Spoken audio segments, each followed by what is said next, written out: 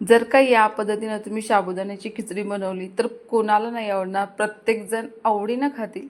तर नमस्कार, मी सुषमा तुमचं माझ्या चॅनलवरती पुन्हा एकदा खूप खूप स्वागत करत आहे. तर आज आपण बनवणार आहोत साबुदाण्याची खिचडी, जी प्रत्येक उपवासाला चालेल अशीच आहे. तर नक्कीच ही पद्धत ट्राय करा, तुम्हाला नक्की आवडेल अशीच ही रेसिपी असणार आहे.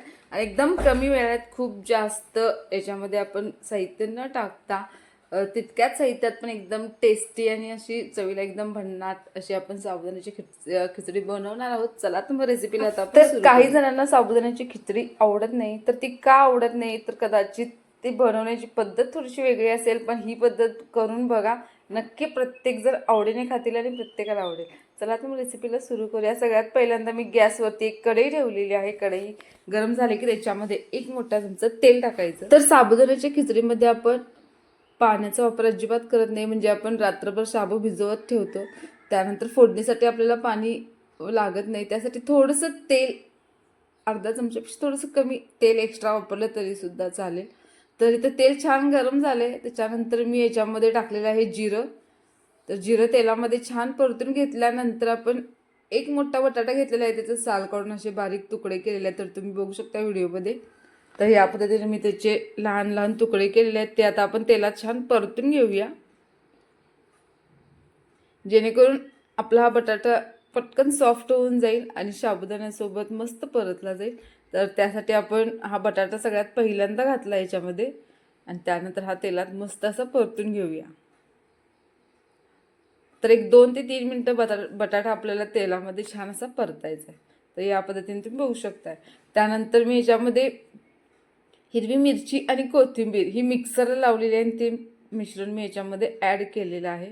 तर याच्यामध्ये मी आलं लसूण वगैरे असं काही वापरलेलं नाही आहे, कारण हे उपवासासाठी आपल्याला ही साबुदाण्याची खिचडी बनवायची आहे. तर त्यासाठी फक्त मी हिरवी मिरची आणि कोथिंबीर मिक्सरला बारीक केलेली आहे आणि ती याच्यामध्ये ॲड केलेली आहे. तर हे छान आता आपण मिक्स करून घेऊया तेलामध्ये.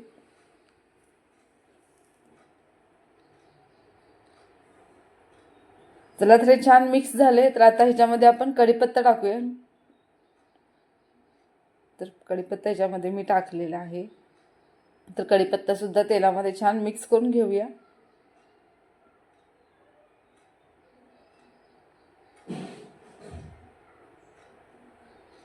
दही छान मिक्स झाले. त्याच्यानंतर आपण जे शाबू आपण रात्रभर भिजत ठेवलेले ते याच्यामध्ये ॲड करायचं.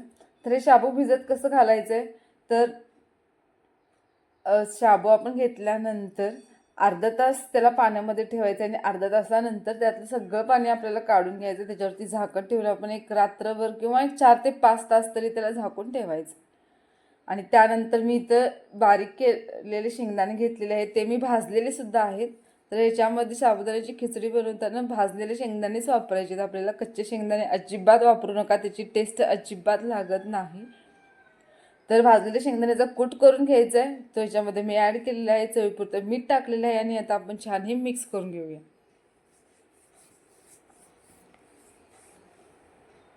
तर तुम्हाला जर पहिल्यांदा व्हिडिओ बघताना जर तेल जास्त वाटलं असेल तर तुम्ही आता बघू शकताय तेल ह्याला बरोबर झालेलं आहे. या साबुदाण्याला अजिबात एक्स्ट्रा तेल वाटत नाही आहे. व्यवस्थित हे मिक्स झालं तर तुम्हाला कळणार सुद्धा नाही की आपण किती तेल वापरलेलं आहे, कारण योग्य प्रमाणातच आपण याच्यामध्ये तेल ते वापरलेलं आहे.